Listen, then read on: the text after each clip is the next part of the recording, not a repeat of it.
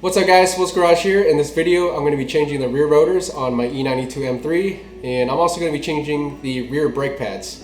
Alright, so for the rear rotors I am sticking with the OE style rotors. I picked these up from FCP Euro and they stock an OE brand from SHW. Previously they had a brand called VNE. Looks like that's discontinued and replaced with SHW. Haven't heard much about anybody using this brand, so not sure how it is, but if it's OE, I think I'm good with that. And just looking at it right now, it looks like it's really good quality. And for the brake pads, I am going to be upgrading to DTC60s in the rear, because up to this point I've been running Rotors DS2500s, which have been working fine, but I think it's been putting a lot more stress on the front brake kit, particularly the DS111 pads that I've been using. So I kind of want to balance out the braking torque in the rear to give it some more braking power using the DTC60s. So hoping this is going to work out. We'll find out soon.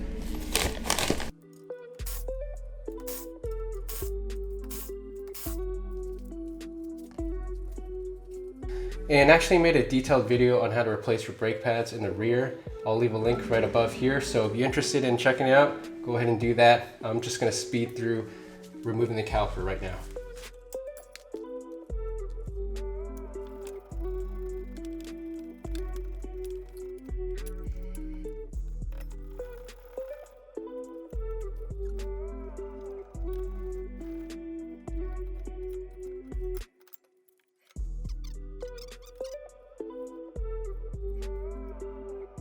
Alright, so we're ready to remove the rear rotor now, and before that you'll see that this caliper bracket is in the way.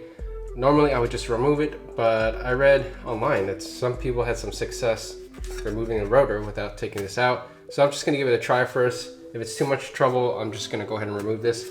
But there's also these two retainer bolts that's held in with a 6mm hex socket. So I'm going to bust these open. Actually, this one came out very easily, and it only has 38,000 miles on it, so no rust. It's coming out, no problem at all. A rubber mallet.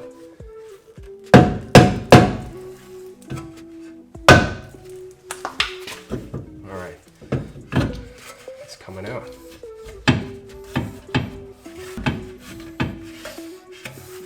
Okay, yeah. This caliper bracket is clearly in the way. I don't know how people were able to slide this out. The other issue is that if I don't remove this when installing a new one, it's gonna likely scratch the rotor face anyway. So I don't want to do that. I'm just gonna go ahead and remove the caliper bracket. And to remove this caliper bracket, there's only two bolts in the rear, size 16mm.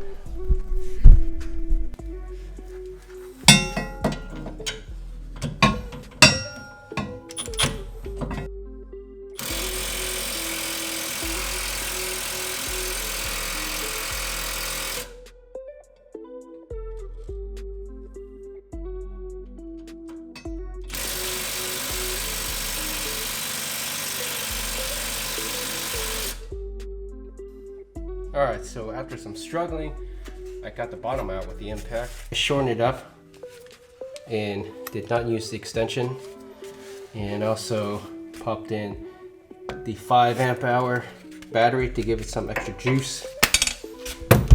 Let's see if I can get the top one now.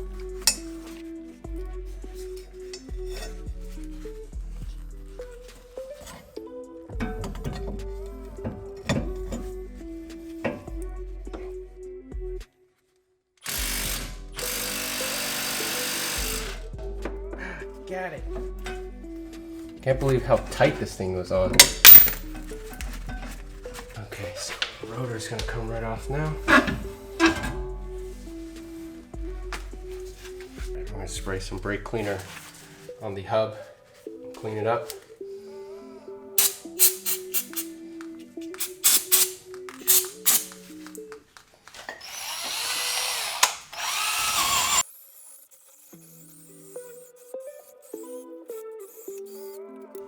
Alright, so now we're ready to put the new rotor in.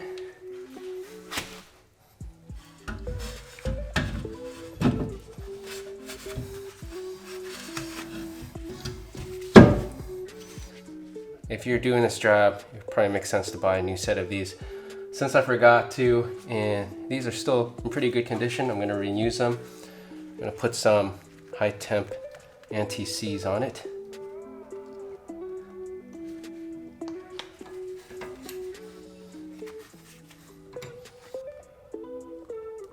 Just a little dab will do.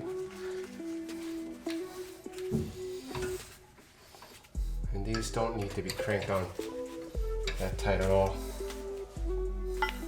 We're going to install this caliper bracket.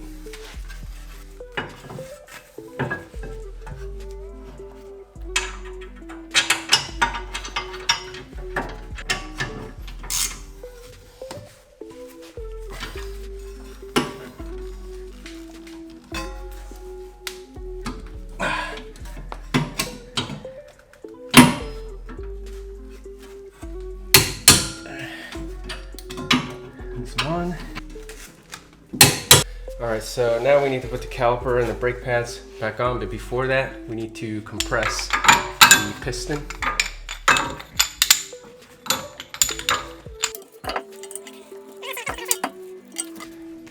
On the new pads, clip it in.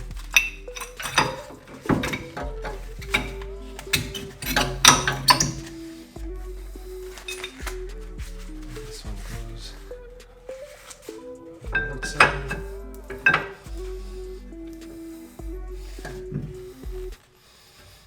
Slide this in.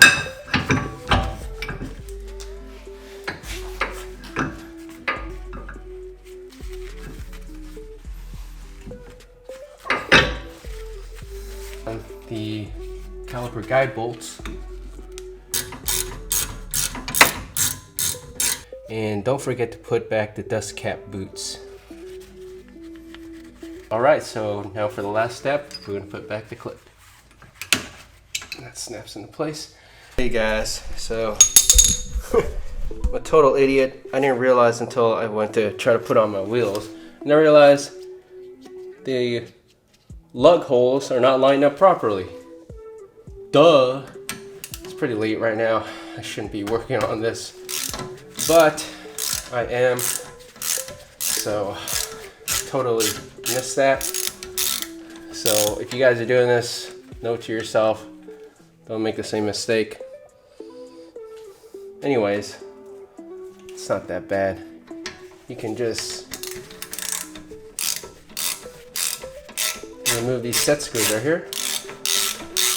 And since the rotor's brand new, it's not going to be like welded onto the hub. So I should be able to spin it without removing the caliper.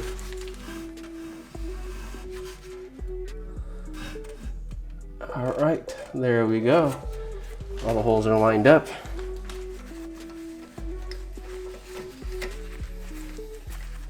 All right, so that's it for the rear rotor and brake pad installation. I already went ahead and did the same thing on the other side here. And I put the wheel back on. So hopefully I'm going to have better braking power now with the DTC60s. Also installed the Rotors DS111s in the front already.